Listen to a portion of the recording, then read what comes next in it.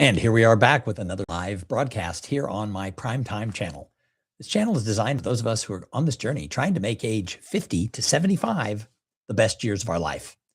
I started this channel a while back. I don't do much with it, but I'm trying to do now a short live broadcast every single week so that I can talk to those of you who do see the videos that I've produced and send me notes about what's on your mind. So today's live is all about what's on my mind. I've been thinking a lot lately about this whole concept of overnight success. Now, we think that when we see people who are suddenly taking off, whether it's in Hollywood or writing or politics or being a speaker or in their career, where suddenly everything is coming their way, we often think, wow, must be nice to be them, or God, they got so lucky. But in reality, what I've learned over the journey is most overnight successes, we only see the short piece of the recent. But behind the scenes, there are so many other things that have gone on to make them successful. They've had ups, they've had downs, they've had a journey like all of us have from time to time. In my own career, I had a fairly successful career. I've talked about this on this channel and in other places that I write. I'm not super money motivated. That wasn't my dream, to be very rich. And when I turned 50, I had a pretty good life, but I made this declaration that I was going to make age 50 to 75 the best years of my life. And my brother said to me at the time, he goes, "That's a weird declaration. You have a pretty good life." And he was right. I did have a pretty good life. I do have a pretty good life. But what I decided I wanted to do was challenge myself a little more. There were a lot of things in my life I hadn't done that were scary, that I just didn't think were for me. And I think I held myself back, and I think I missed a lot of opportunities. And so when I turned 50, I started doing things like jumping off tall things because I'm pretty scared of heights. I don't know about you, but heights and I are not the best of friends. But I started doing things that involved heights. I started running, and I did that for 8 years until my knees decided they were going to give me some arthritis and prove to me that I'm getting older. I was trying to beat that, but my knees came back and said, "Ha ha, nope, you're getting old, man." So I had to give that up about a year and a half ago. But I'd lost 30 pounds. I ran 3 half marathons. And I took up doing stand-up comedy. You can find some information that I've been doing that now since 2018. And like Jerry Seinfeld isn't worried about job security because I go do open mic nights. But I've now done 232 open mic nights. I've been a featured comic in like 12 shows, and I have fun with it. And one of the things about doing the stand-up is I think it's the hardest use of the spoken word. And so, it makes me better when I do a podcast or when I do a live stream or when I'm speaking to an audience, because those things aren't nearly as scary as standing in front of a bunch of people trying to tell jokes, hoping they're going to laugh. And you got to keep doing those things. You got to keep trying things, throwing that spaghetti against the wall, doing the work, showing up. I have an expression I use that real leaders show up. We live in a world where so many people are looking for reasons not to show up. They're hoping that they're going to have a lightning strike and something great is going to happen.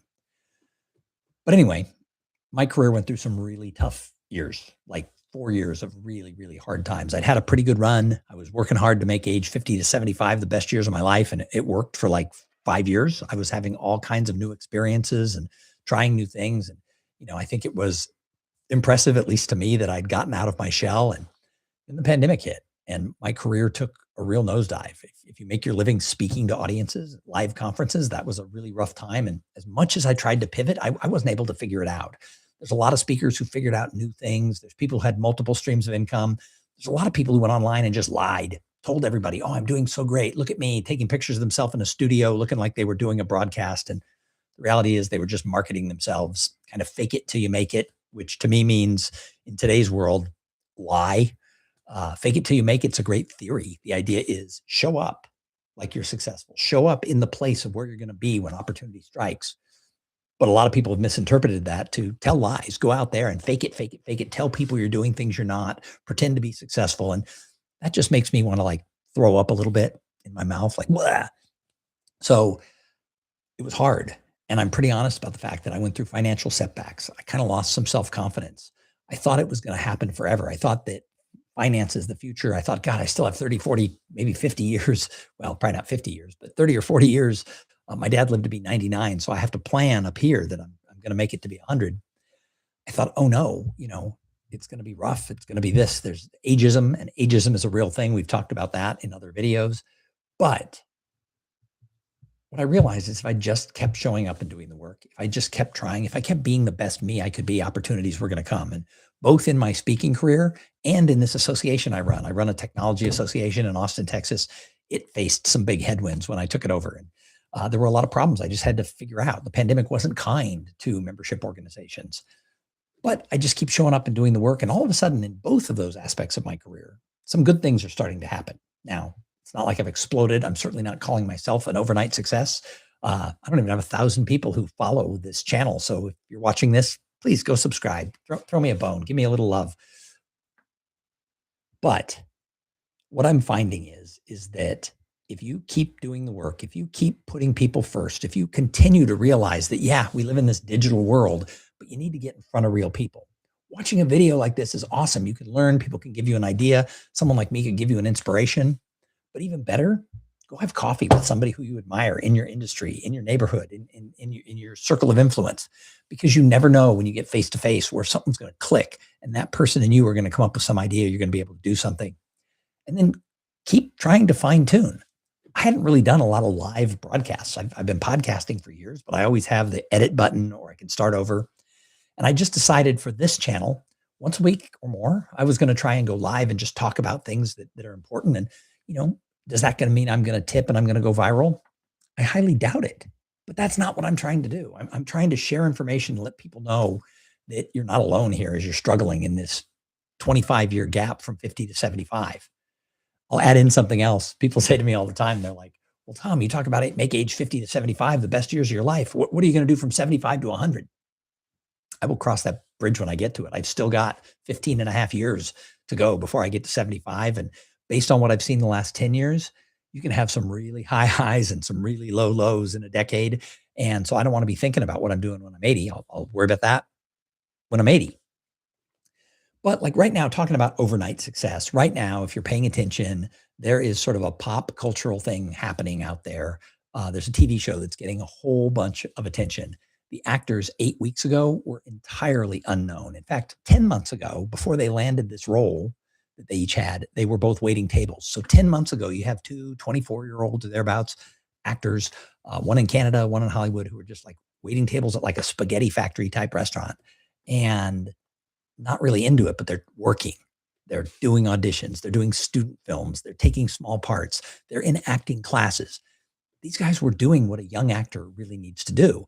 And some people might say, well, wait, you're comparing the success of a 25-year-old to a 50-year-old. I don't think it matters. Very rarely do people get lucky. Usually what happens is people are doing the work from whatever age. And these guys decided as teenagers that that's what they wanted to do. And they put in the work and they did the work. And when the opportunity came up, they went all in. They gave everything to this role.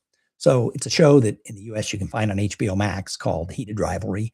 It's about two hockey players, and it's about two hockey players who fall in love with each other. Now, some of you are going to be like, I don't want to watch gay hockey movie. Do you want to watch a great story? It's not a gay love story. It's a love story. And I personally like any story that's upbeat and shows you some struggles and has a happy ending, but I also like seeing a great performance. And that great performance can be from actors or from music or from a speaker or anything anybody does. A lawyer, a doctor, if they're doing great work, I love that. I love people who are at the top of their game. And these actors deliver performances that are probably amongst the best television series performances in the last decade. I mean, they're as good as anybody when it really comes to how they took these characters and brought them to life. And that's why this show that was produced on a super low budget, and it was produced in about a third of the time that most TV series are produced. I mean, they produced it in a very short window of time. They only did 6 episodes of the thing, assuming it was just that. It was going to be a one-time deal with 6 episodes. Then at the last minute before it started airing in Canada, HBO came in and paid a very small amount for what people pay for TV shows to license it to show it in the US. And within 6 weeks, by the time every episode had aired, it had broke records on HBO for the most streaming of like a non-animated show in the last 5 years. One of the episodes on IMDb tied for the highest rating of any show, of an episode of a TV show, except for Breaking Bad. Was like the highest ranked show, and it tied with it for a while on that. The actors went from literally nobody in Hollywood ever having heard their name. Anybody on the A list, the B list, or the C list did not know who these two people were. They'd never done anything real mainstream. They'd been in some independent or some student films. And 8 weeks later, they were presenting at the Golden Globes. 8 weeks later, they were appearing on the Jimmy Fallon show and the Seth Meyers show. They're appearing on everything because the fame that has hit these guys in 8 weeks is huge, and everybody's calling them an overnight success. And I just laugh because as I've been reading about them and just seeing clips of them that come across social media, they did the work, they showed up, they had talent, they perfected their talent, and when opportunity came, they went 100% in, and they did what they had to do, and the stars lined up. Now, none of us who are watching the show are probably trying to be Hollywood actors, so we're not going to have that type of massive fame. But whatever industry you're in, if you're trying to get to the next level, as I said before, ageism is real, but there are people over 50, over 60, over 70 and 80 who find amazing success. There's stories throughout history of people who just find their way and actually just kick ass and make things happen. And that's what I want to talk about on this channel. That's what I want to talk to all of you about is what can we do in this season, this 50 to 75 season? What can we do to actually make sure that we're setting ourselves up for that success? Trust me, at our age, this ain't overnight success. This is a lifetime of work. But if you find yourself in a lull, you find yourself in a slowdown, don't let that weight of the world get to you. I did. I went through a mental health crisis. I let it get to me. I thought everything was over. And it took me a long time to claw my way out of it. So early on, realize that, yeah, it's not going to be tomorrow that you're going to have your success. It might not even be for 4 years. But keep doing the work, keep showing up, be creative, find a way to position yourself as something unique because you, me, everybody, we all have something unique that we can offer. And in fact, we all can be totally awesome at something and provide value to the communities that we're a part of. But if we sit at home waiting for magic fairy dust to fall down on top of us, those opportunities aren't going to come. So today I wanted to talk about getting momentum and finding your way to being that overnight success. And by success, I'm not talking about like these young actors I talked about that are like they're now A-listers, 8 weeks after being zero. That's not going to happen for most of us, but you are going to be able to find momentum. You are going to be able to create your own business or get back into your career or find a new job or impact your community or write a book or become an actor. Whatever it is you want to do, you can do it if you show up and do the work. In fact, on the side of being an actor, I have a college friend who I'd lost touch with for 30 years. He went on to manage restaurants all around the world, top end business restaurants and clubs all over the planet. And at 60 years old, he decided he wanted to be an actor. He lives in New York. He had enough money. He and his wife had done very well for themselves. And he started taking acting classes. And he was good. And this is a guy who'd never really pursued it, but he always wanted to do it. And now he's getting closer to getting real work. He's getting some smaller work. He's getting a lot of praise in the community of what he's doing. And he realizes that he's a 60-year-old British guy. So he has to play into that. He can't be everything. He can be that older character. And I don't know if he's going to end up with a lead in the West End or on Broadway. I don't know if he's going to end up in a movie with his name out there, but you know what he's doing? He's working with the best coaches he can find in New York. He's going to class. He's doing plays. He's doing one-man shows. He's doing the things. And in the back of my mind, I keep thinking I'm going to get a call to find out that he is the lead in a show on the West End. And I've already told him if that happens, and that's my gut feeling of what's going to happen, I'm going to fly to London to be their opening night. And for any of your friends that are trying to do something, support them, help them, and be there when they have that success. So, celebrate the people around you. Even if you're not the one having success, celebrate those around you who are having success because it reminds you that if they can have it, you can have it too. It's not they got lucky or must be nice. It's they did something. Start peeling back how they got there and realize that this overnight success thing that we love to talk about in society isn't overnight. Whether you're 25 or you're 59, overnight success comes from doing the work and putting in the practice, which is, like I said, why I'm doing these live videos. I don't think a dozen people watched my last live video, but you know what? I don't care because when I do my 100th one, I'm going to be much better than this being, I think, my second one. I'm going to do the work. Now, would it be great if suddenly everybody wanted to watch my videos and talk to me about what I'm thinking about this age 50 prime time and age 50 to 75? Yeah, that'd be awesome. But I can't promise that's going to happen. But I can promise that every time I do one of these lives and I try to learn something and I go back and watch it and see how I did and was I communicative and I read the comments, I'm going to be a little bit better next time and the next time and the next time and the next time. So I'll do 100 of them. So I challenge you What is it you're trying to accomplish? Are you feeling stuck? Are you feeling the world is starting to pass you by? Are you feeling old? So what? What is it that you want to do? If it's something that you can start to accomplish and get better by showing up and doing the work, show up and do the work. If it's something that you need to hire somebody to help guide you and coach you, hire a coach. Now, I do coaching, but I'm always careful. I tell people be very careful because there's a lot of charlatans out there selling you hopes and dreams that they're going to quickly get you what you want.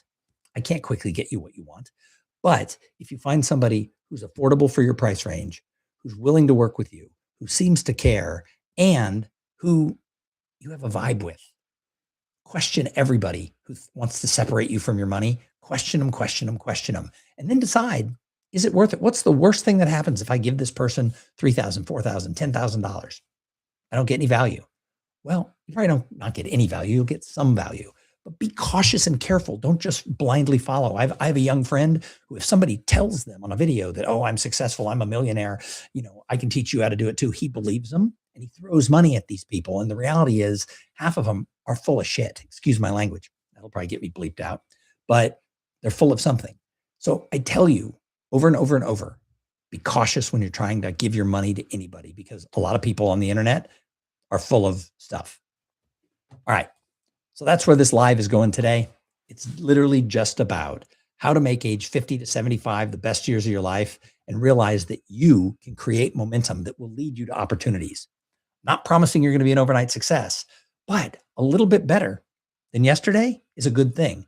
I know that after 4 years of my career being really bouncy and kind of all of a sudden I'm getting booked to speak at conferences again. In fact, my calendar's a little too full because I have a full-time job. And the association I run is starting to get more attention and more positive feedback from people in my community. So all of a sudden, the combination of the two, I feel real good about where it's headed. Now, is either one going to pop and be huge? I'm not even interested in caring. It'd be great if it did. I'll figure it out. Much like these young actors I was talking about, to be thrust into this level of fame, they're going to have to figure it out so that they don't burn out, so that they don't end up washed out, etc. But they're going to figure it out one way or the other. And so are you, and so am I. So anyway, let me know what you think. I'm trying these lives. They're new. Not an expert, but I do believe that this phase of life is the best phase of life. My kids are grown. My kids have their own lives. They're doing well. They still call me for advice once in a while, but they don't need me constantly. And I don't have to spend money on them very much. And my wife and I can start doing the things that we want to do. So I really believe that you can make age 50 to 75 the best years of your life, but it's going to take doing the work, showing up, and finding your own momentum. So thanks for being here for part of this video. And we'll probably see you next week when I try it with another topic.